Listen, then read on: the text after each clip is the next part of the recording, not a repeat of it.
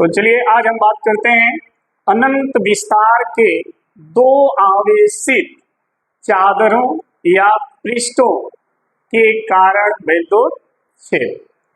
पिछले क्लास में या पिछले वीडियो में हम लोगों ने पढ़ा था अनंत विस्तार के समतल आवेशी चादर के कारण वैद्योच्छेद। वहां पर आपने देखा होगा एक चादर थी, उस पर आवेश फैला हुआ था।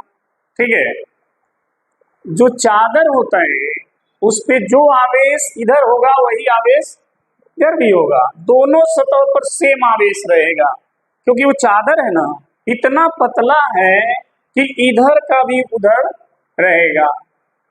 जैसे कोई चादर बहुत पतला हो तो जो छाप इधर होता है वही छाप उधर से भी दिखता है, होता है कि नहीं होता है। उसी तरह से चादर है, ये चादर है और इस चादर पे जो आवेश इस सतह पर होगा वही आवेश इस सतह के लिए भी होगा। लेकिन अगर ये प्लेट होता, मोटा होता कुछ, तो जो आवेश इधर है वो आवेश उधर नहीं होता। समझ में आ गई? चादर का सिंपल सा समझ लेना कि चादर जो होता है उसके दोनों तरफ आवेश क्या होते हैं, सेम रहते हैं। ठीक है, तो यहां पर देखिए आप दो चादर लेंगे, लिखा है दो आवेशित चादर, मतलब अनंत विस्तार का जो चादर आप लीजिएगा ना वो दो चादर लीजिएगा, दोनों अनंत विस्तार के होंगे और दोनों क्या होंगे, आवेशित होंगे। दोनों क्या होंगे, आवेशित होंगे। ठीक, अब उन दोनों आवेशित चादरों के कारण वैद्युत क्षेत्र आपको ज्ञात करना है। ठीक है, समझ में आ गई बात? तो हम क्या करें, दो आवेशित पहले दो चादर ले लेते हैं और दोनों चादर को एक दूसरे से के समांतर कुछ दूरी पे रख देते हैं। ये नहीं कि दोनों चादर एक के ऊपर रख दें, नहीं, उनके बीच कुछ दूरी रहे। तो देखिए हमने क्या किया, एक चादर, ध्यान दीजिएगा, हमने एक चादर ये ले लिया। ये चादर कैसा है, अनंत विस्तार का है। ठीक, इसी से कुछ दूरी पर इसी के समांतर हमने एक दूसरा भी चादर ले लिया, एक दूसरा चादर हमने ले लिया इसी के समांतर, ये दूसरा चादर है। ठीक है, दो चादर हो गए, दोनों अनंत विस्तार के हैं, मतलब दोनों की लंबाई चौड़ाई क्या है, अनंत है, और दोनों एक दूसरे के क्या है, समांतर है, कुछ दूरी पर है, इनके बीच की क्या है, दूरी है। मतलब एक चादर ये है और एक चादर ये है, दोनों ऐसे कुछ दूरी पर है। समझ में आई बात? वही हमने यहाँ पर बना दिया। अब ये कह रहा है दोनों आवेशित हैं, लिखा है ना, देखिए अनंत विस्तार के दो आवेशित, मतलब ये जो दो चादर हैं दोनों कैसे हैं, आवेशित हैं। आवेशित का मतलब क्या होता है, आवेशित का मतलब क्या होता है, इस पर आवेश है, मतलब ये चार्ज है। देखिए चार्जिंग कहते ना, मोबाइलिया हमारा डिस्चार्ज हो गया है, मोबाइलिया हमारा चार्ज हो गया, कहते हो नहीं कहते हो? तो चार्ज का मतलब होता है कि उस पर आवेश आ गया है। ठीक, और डिस्चार्ज का मतलब है उसमें आवेश नहीं है। आप चार्ज को अगर शुद्ध भाषा में हम कहें हिंदी में, तो चार्जिंग का अर्थ होता है आवेशित होना, यानी उस पर आवेश का आ जाना। और डिस्चार्ज का मतलब होता है निरावेशित होना, हिंदी में उसको निरावेशित कहते हैं, मतलब उसके अंदर आवेश नहीं है। हम लोग तो इंग्लिश बोलते हैं मोबाइल को लेकर के, भैया हमारा मोबाइल डिस्चार्ज हो गया है, आप इसको थोड़ा चार्ज कर दो, ये डिस्चार्ज हो गया इसको चार्ज कर दो, या चार्ज हो गया इसको चार्जर से अलग कर दो, ये हम कहते हैं। लेकिन अगर दुकान पे हम जाके कहें भैया हमारी मोबाइल निरावेशित हो गई है, कहेगा पगला गया है, निरावेशित का समझो नहीं करेगा, पढ़ा लिखा बच्चा है तो समझ जाएगा क्या कह रहे हैं। आपके यहाँ के बुजुर्ग लोग भी यही बोलते हैं, नहीं बोलते हैं, ए बाबू देखो भैया डिस्चार्ज हो गई बा, नहीं बोलते हैं वो भी, क्योंकि हम आप जो भाषा बोलते हैं वही हमारे आसपास वो भी रहते हैं, वही चीज सीख लेते हैं, वही बोलते हैं।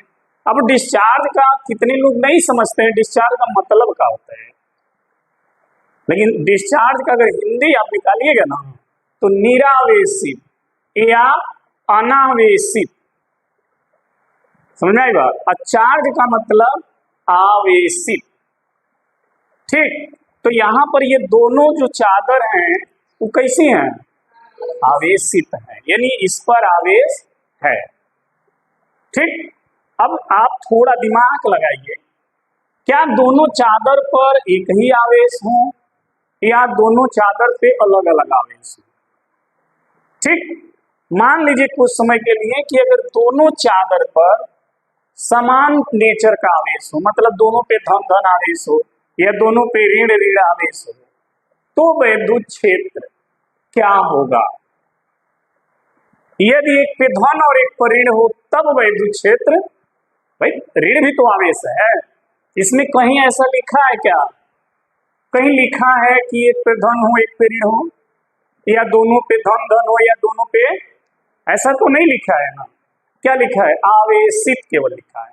अब आवेशित के लिए हम दोनों को धन धन आवेश वाला भी मान सकते हैं, हम दोनों को ऋण ऋण आवेश वाला भी मान सकते हैं, हम एक को धन और एक को, यानी हमारे पास इसको आवेशित करने के कितने मेथड है, 3 हो गए ना।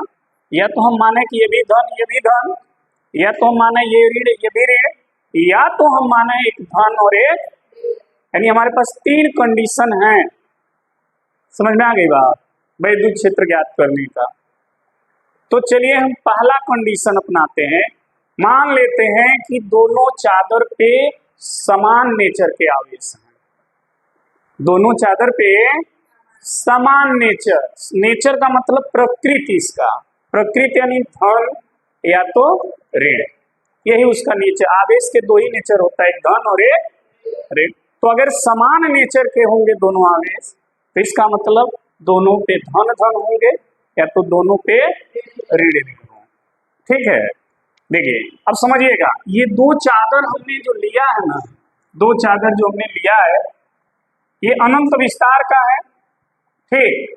इसका भी पृष्ठ आवेश घनत्व क्या रहेगा और इसका भी पृष्ठ आवेश घनत्व क्या रहेगा, सिग्मा। क्योंकि यहाँ पर पृष्ठ आवेश घनत्व की बात इसलिए हुई है कि आवेश कहाँ फैला है, पृष्ठ पर। कहाँ फैला है, पृष्ठ पर। जब इसको आप आवेश दीजिएगा ना तो कहाँ फैलेगा, पृष्ठ पर फैलेगा। तो इसका पृष्ठ आवेश घनत्व क्या हो जाएगा, सिग्मा, ये हम मान लेंगे, ठीक है। तो लिखते हैं, क्या लिखेंगे ध्यान दीजिएगा, लिखेंगे माना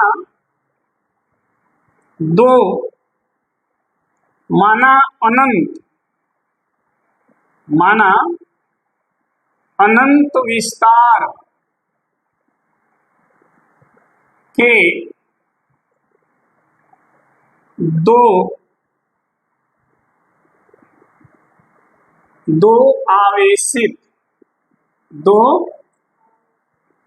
आवेशित चादर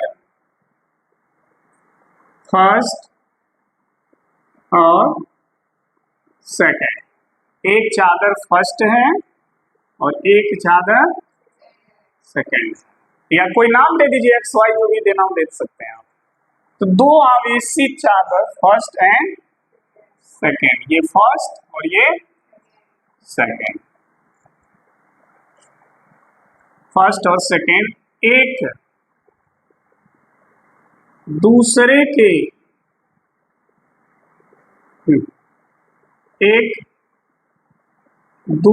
के समांतर, ठीक है, कुछ दूरी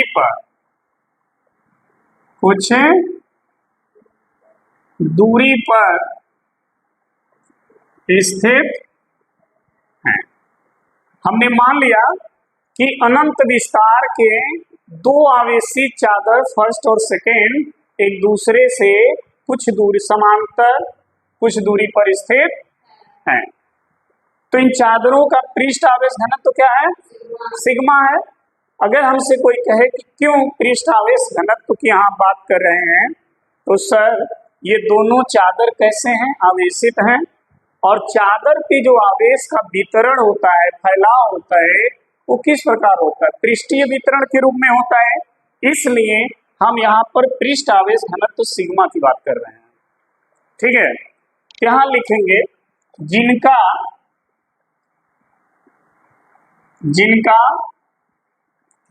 पृष्ठ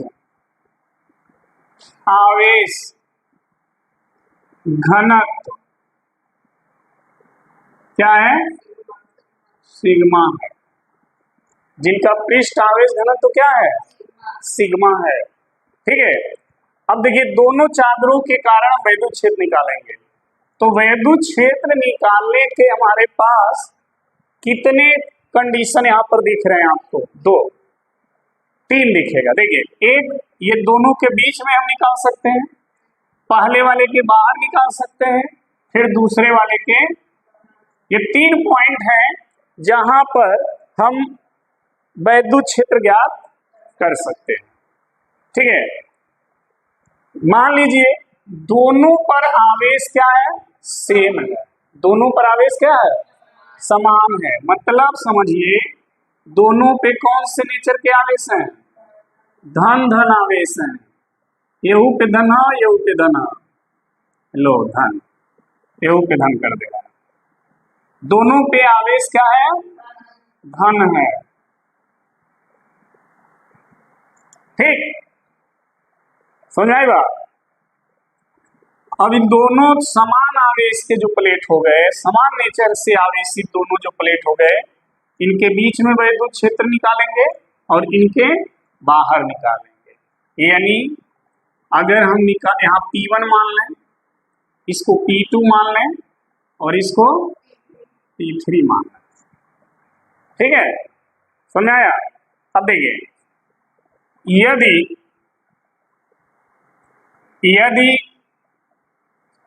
दोनों चादरों पर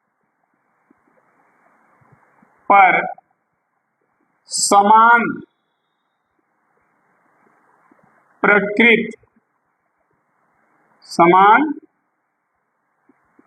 प्रकृति के आवेश हो, यदि दोनों चादरों पर समान प्रकृति के क्या हो, आवेश हो। ये पहला कंडीशन है इसका। ठीक है, यदि दोनों चादरों पर समान प्रकृति के आवेश हो, यानी दोनों धन धन आवेश हो, या दोनों ऋण, यही हो सकता है ना समान प्रकृति में। तो देखिए P1 पर वैद्युत क्षेत्र क्या होगा, तो बिंदु P1 पर चादर फर्स्ट के कारण वैद्युत क्षेत्र। ठीक है, बिंदु जो P1 है उस पर चादर फर्स्ट के कारण वैद्युत क्षेत्र। आपको हमने पिछले वीडियो में या पिछले क्लास में हमने आपको यही बताया था कि अनंत विस्तार का आवेशित अगर कोई चादर है तो उसके कारण वैद्युत क्षेत्र का जो मान आता है वह दूरी पर निर्भर नहीं करता है। यानी ये P1 इसके एकदम पास हो या इससे एकदम, उस पर निर्भर नहीं करेगा। ठीक है, तो देखिए P1 पर वैद्युत क्षेत्र E1 का मान वही फार्मूला लगेगा जो अनंत विस्तार का है। क्या फार्मूला निकल के आएगा, सिग्मा अपान 2 एप्सिलॉन, यही आया था ना। इसको भूल जाइए, इसको कुछ समय के लिए केवल इतने को ध्यान दीजिए। तो ये अनंत विस्तार का आवेशित चादर हो गया और इस आवेशित चादर के कारण वैद्युत क्षेत्र का मान कितना होता है, इतना। ठीक है, ये हम लोग निकाल चुके हैं। कैसे इतना आएगा, इसके लिए हमने बेलनाकार गॉसियन पृष्ठ की कल्पना भी किया था, तो इसका डेरिवेशन हो चुका है पिछले क्लास में। ठीक है, तो डायरेक्ट हम यहाँ फॉर्मूला लिख देंगे। क्लियर। अच्छा ये धन आवेश है ना, कैसा आवेश है, तो इसके कारण यहाँ पर वैद्युत क्षेत्र की दिशा क्या होगी, इधर बाहर होगी ना, E1। चलिए बिंदु P1 पर चादर सेकंड के कारण वैद्युत क्षेत्र, ठीक है। तो चादर सेकंड के कारण वैद्युत क्षेत्र, अब देखिए इससे ये बिंदु अधिक दूरी पर है, नहीं है, तो क्या वैद्युत क्षेत्र का मान बदलेगा? नहीं बदलेगा, क्योंकि दूरी पर निर्भर तो करेगा नहीं। तो इसके कारण भी वैद्युत क्षेत्र का मान कितना होगा? इतना ही होगा? नहीं होगा, क्योंकि वो भी समान आवेश का है चादर। इसकी दिशा किधर होगी? ये भी धनावेशित है, किधर होगा? चलिए, तो E1 भी इधर होगा, यहाँ पर E2 भी इधर होगा। दोनों की दिशा क्या है? बाहर सेम है, तो परिणामी वैद्युत क्षेत्र क्या हो जाएगा? तो देखिए, बिंदु P1 पर परिणामी वैद्युत क्षेत्र, परिणामी वैद्युत क्षेत्र यानी E बराबर क्या होगा? E1 प्लस E2, क्योंकि दोनों की दिशा क्या है? सेम है ना, तो दोनों को क्या करिएगा? जोड़िएगा। चलिए, मान रख दीजिए, ये दोनों मान यहां रखिए, तो क्या आएगा? Sigma upon 2 epsilon not plus sigma अपान, दोनों का हर क्या है? हर अगर बराबर है तो अंश को सीधे जोड़ दीजिए, तो सिग्मा सिग्मा को सिग्मा, समझ में आया? 2 से 2 क्या होगा? तो इक्वल टू क्या आया?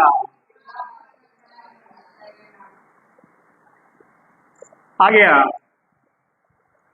तो दोनों समान आवेश के अगर चादर हैं, तो दोनों चादरों के बाहर चाहे P1 पे निकालिएगा चाहे P3 पे निकालिएगा, वैद्युत क्षेत्र का मान इतना आएगा। यही चीज जब हम आप इधर करेंगे ना, तो यहाँ भी धन के कारण वैद्युत क्षेत्र इधर होगा और इसके कारण वैद्युत क्षेत्र इधर होगा। दोनों यहाँ भी सेम दिशा में होंगे, यहाँ भी E1 और E2 क्या है? तो दोनों का मान भी यही रहेगा, यही, क्योंकि दूरी पे तो निर्भर करना नहीं है। तो यहाँ भी E1 E2 वही रहेंगे जो पहले आपने निकाल लिया है। दिशा जो इधर थी अब इधर हो जाएगी दोनों की। तो यहाँ पर भी वैद्युत क्षेत्र का मान कितना आएगा? इतना आएगा, आएगा ना। तो सीधे लिख लेंगे, इसी प्रकार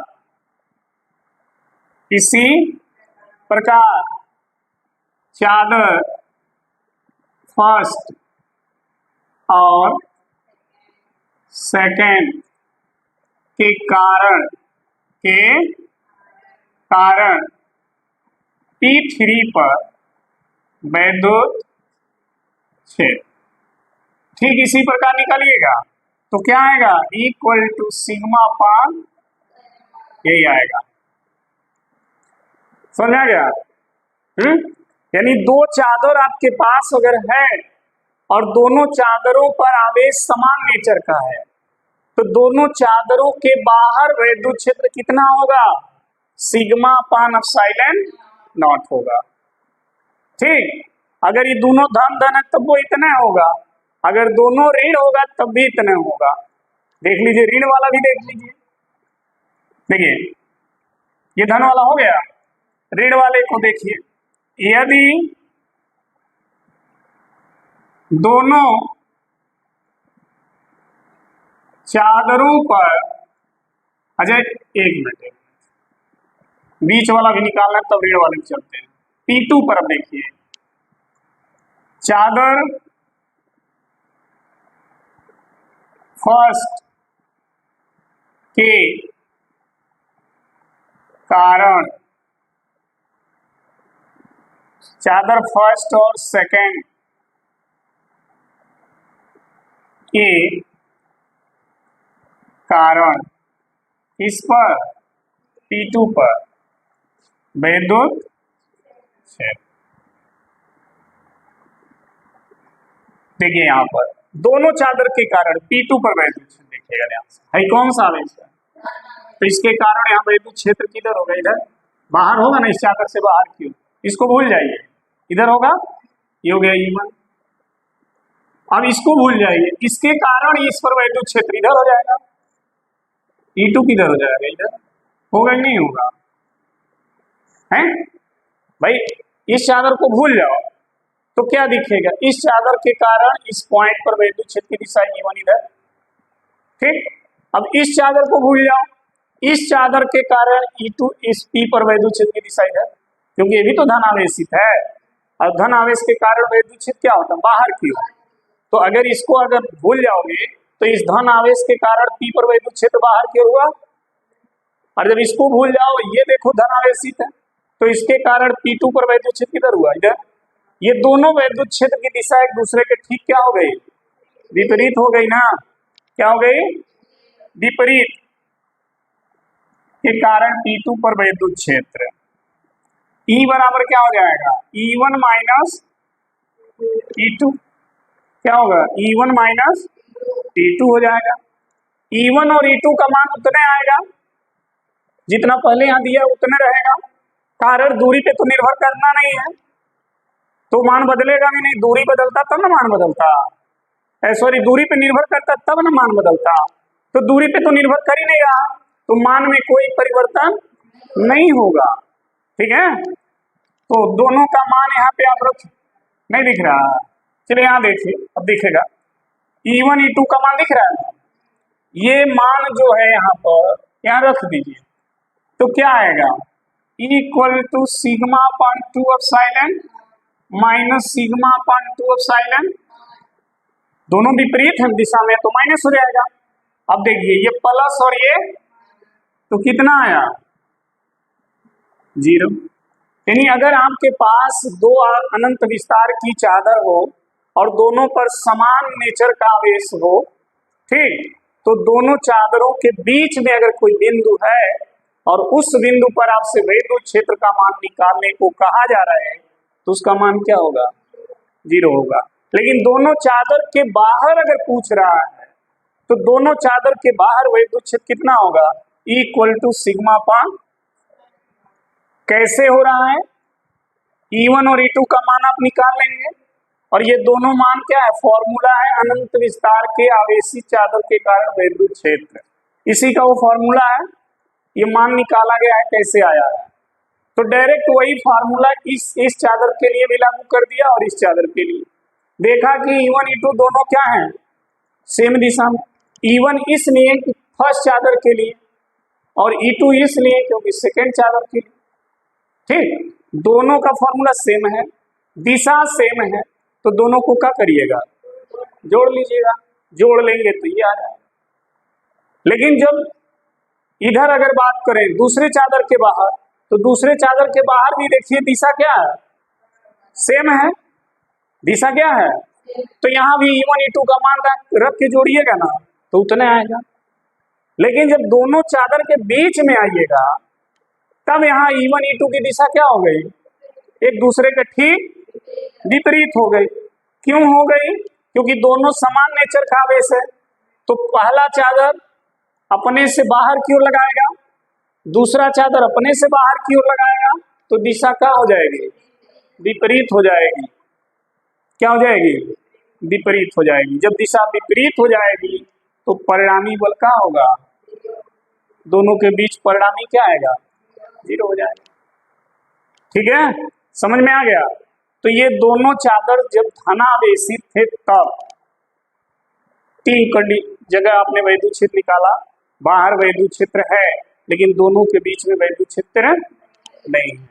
अब ऐसा ही समझिए कि अगर दोनों चादर ऋणावेशित हो तब क्या होगा, अगर दोनों चादर क्या हो, ऋणावेशित हो तब क्या होगा, तो आप इसको पहले नोट कर लीजिए, फिर ऋणावेशित वाला भी बताएंगे, और एक धनावेशित और एक ऋणावेशित हो तब क्या, 3 कंडीशन है, तो दोनों धनावेशित वाला हो गया, अब दोनों ऋणावेशित वाला देखना है, और फिर एक धनावेशित और एक ऋणावेशित वाला देखना, ठीक है। तो ये पहला कंडीशन था। अब दूसरा 2 कंडीशन और बचा है, उसको भी समझ लेते हैं, ठीक है, तो नोट करिए जल्दी, चलिए। तो अब हम बात करें कि अगर मान लीजिए दोनों चादर पे अब ऋण आवेश समान हो, अभी तक तो दोनों चादर पे धन आवेश समान था, तो वैद्युत क्षेत्र की तीव्रता या वैद्युत क्षेत्र का जो मान है दोनों चादरों के बाहर E equal to sigma upon epsilon not था और दोनों चादरों के बीच में क्या था, 0 था। ठीक है, लेकिन अगर मान लीजिए कि दोनों चादर क्या हो, ऋणावेशित हो, मतलब समझिएगा, इसको लिखने की जरूरत नहीं है, बस समझ लीजिए। मान लीजिए दोनों पे ऋणावेश है ऐसे, ठीक है, तो अब देखिए अभी भी सब कुछ हुआ है वैसा ही आएगा, बस ऋण होने के कारण मान लीजिए आपके मन में एक शंका होता है कि सर ऋण होगा तो क्या होगा, तो देख लीजिए, देखिए ठीक है। अब क्या होगा, E1 देखिए, E1 और E2 का मान जो है वो अब आज चादर की ओर हो जाएगा। जैसे मान लीजिए हम P1 पर चादर फर्स्ट के कारण अगर वैद्युत क्षेत्र निकाल रहे हैं तो वैद्युत क्षेत्र यहाँ पर इतना ही रहेगा, E1 E2 के कारण दिशा क्या होगी, बदल जाएगी, माइनस है हमेशा ना, तो माइनस के कारण यही दिशा जो बाहर थी अब ये दिशा किधर हो गई, अंदर की ओर। इसी तरह से चादर 2 के कारण निकालेंगे वैद्युत क्षेत्र E2 और इसकी भी दिशा किधर हो जाएगी, अंदर की ओर, यानी E1 और E2 की दिशा क्या है, फिर सेम हो गई लेकिन अंदर की ओर सेम हो गई। पहले वाले में क्या था, E1 E2 की दिशा सेम थी बाहर की ओर, अब क्या है, अंदर की ओर सेम हो गई। तो फिर जब यहाँ पर परिणामी वैद्युत क्षेत्र निकालेंगे ना तो दोनों को क्या करेंगे, जोड़ेंगे, दोनों का मान रख करके जब जोड़िएगा तो यही आएगा। इसी तरह से अगर इस पर निकालिएगा तो यहाँ भी देखिए पहले चादर के कारण वैद्युत क्षेत्र E1 जो बाहर है वो किधर हो जाएगा, अंदर की ओर हो जाएगा क्योंकि ऋण आवेश है। चादर 2 के कारण जो वैद्युत क्षेत्र E2 बाहर की ओर है वो भी किधर हो जाएगा, अंदर की ओर। यहाँ भी दोनों सेम डायरेक्शन में है तो इनका भी परिणामी इसी प्रकार जब निकालिएगा तो यही आएगा, क्लियर। लेकिन अब अगर हम बात करें जो बीच में पॉइंट है, दोनों चादरों के बीच में जो पॉइंट है P2, वहां पर अगर वैद्युत क्षेत्र निकाला है तो देखिए चादर फर्स्ट के कारण P2 पर अगर वैद्युत क्षेत्र निकालेंगे E1 तो मान तो उतने रहेगा जितना यहाँ E1 E2 का मान वही रहेगा, दिशा नहीं बदलेगी। तो इस चादर के कारण E1 की दिशा किधर हो जाएगी, ऐसे, और E2 के कारण इस चादर के कारण जो वैद्युत क्षेत्र इधर है वो किधर हो जाएगी, इस चादर की ओर, क्योंकि इसके कारण वैद्युत क्षेत्र E2 है तो इसकी दिशा इसी चादर की ओर होगी। इस चादर के कारण वैद्युत क्षेत्र E1 है, चूंकि ऋणावेशित है तो इसके कारण वैद्युत क्षेत्र इस चादर की ओर होगी। यहाँ पर दोनों दिशाएं क्या है, विपरीत हैं, तो परिणामी क्या निकलेगा, 0 आ जाएगा, घट जाएगा। ठीक है, कोई डाउट। तो अगर दोनों चादरों पर समान प्रकृति के धन हो या दोनों चादरों पर समान प्रकृति के क्या हो, ऋण हो, तो दोनों चादर के बीच में वैद्युत क्षेत्र हमेशा क्या रहेगा, और दोनों चादरों के बाहर वैद्युत क्षेत्र कितना रहेगा, sigma upon epsilon not, sigma upon epsilon, उसको हिंदी में क्या बोलते हैं, निर्वात की विद्युतशीलता, जिसका मान होता है 8.85 इंटू 10⁻⁻12। ठीक है, अगर आपको इसका मान मालूम नहीं है पीछे क्लास में जाइए, पिछले वीडियो में जाइए, देखिए वहां लिखा होगा एप्सिलॉन नॉट का मान, मात्रक एवं बीमा, वहां पे जाइए सब मिल जाएगा। ठीक है, ये फार्मूला जो हम बार बार यहाँ जो लिख रहे हैं ना, ये भी देखिए पिछले जब वीडियो में लिखा होगा अनंत विस्तार के समतल आवेशी चादर के कारण वैद्युत क्षेत्र। ठीक है, तो वहां पर देख लीजिए फार्मूला कैसे ड्राइव हुआ है, वही फार्मूला यहाँ पर अप्लाई हो रहा है, क्योंकि ये भी क्या है, अनंत विस्तार का आवेशी चादर है। ठीक, समझ में आ गया। अब हमारे पास अगला जो कंडीशन आता है वो ये है कि सर अगर एक धन आवेशित हो और एक ऋण आवेशित हो तब क्या होगा, सर एक धन आवेशित चादर हो और एक, तो मान लीजिए हई वाला जो चादर है उसका धन आवेशित है और हई ऋण आवेशित, क्लियर। तो जो दूसरी बात हम कर रहे हैं, दूसरा कंडीशन की बात करेंगे, यहाँ पे लिखेंगे विपरीत, समान के जगह क्या लिखेंगे, विपरीत प्रकृति के आवेश हो तो P1 पर चादर फर्स्ट के कारण और चादर, देखिए ये मान अभी भी नहीं बदलेगा, ये मान नहीं बदलेगा, दिशा केवल बदलेगी। ठीक है, तो देखिए बिंदु P1 पर परिणामी वैद्युत क्षेत्र, अगर यहाँ पर आप देखें, यहाँ पर P1 पर देखिएगा, ये कौन सा आवेश है, तो इस चादर का नंबर क्या है, फर्स्ट। तो इस फर्स्ट चादर जो धनावेशित है, इसके कारण जो वैद्युत क्षेत्र होगा क्या होगा, E1। क्या होगा, E1। धन है तो वैद्युत क्षेत्र की दिशा किधर होगी, ये नहीं है जो E1 इधर बना था, अब वो किसकी दिशा किधर हो गई, बाहर की ओर, E1 ये हो गया। ठीक है, समझ में आया। और है कौन चादर है, तो इसके कारण वैद्युत क्षेत्र क्या होता है, E2, और इसकी दिशा किधर हो जाएगी, इस चादर की ओर। ये दोनों दिशाएं क्या हैं, विपरीत है। देखो E1 ये है ना, E1 इस दिशा में और E2, तो परिणामी क्या होगा, माइनस, परिणामी क्या हो जाएगा, तो यहाँ पर क्या लगा देंगे, तो यहाँ क्या हो जाएगा, तो परिणामी कितना आएगा, हाँ 0 हो गया। चलिए अब देखिए इस पॉइंट की बात कर लीजिए, P3 वाले पर। P3 पर अगर हम बात करें तो देखिए P3 पर भी E1 E2 उतना ही रहेगा, दिशा बदलेगा। देखिए हर चादर सेकंड के कारण वैद्युत क्षेत्र क्या होता है, E2, और इसकी दिशा देखिए चादर की ओर है, क्योंकि ऋणावेशित है ना, तो ऋणावेशित के कारण वैद्युत क्षेत्र की दिशा अंदर की ओर होता है, जो आवेश होगा उदय होगा। लेकिन E1 किसके कारण है, फर्स्ट चादर के कारण, और ये क्या है, धनावेशित, तो धनावेशित के कारण E1 की दिशा किधर होगी, यानी E1 की दिशा यहाँ पर किधर हो जाएगी, बाहर की ओर।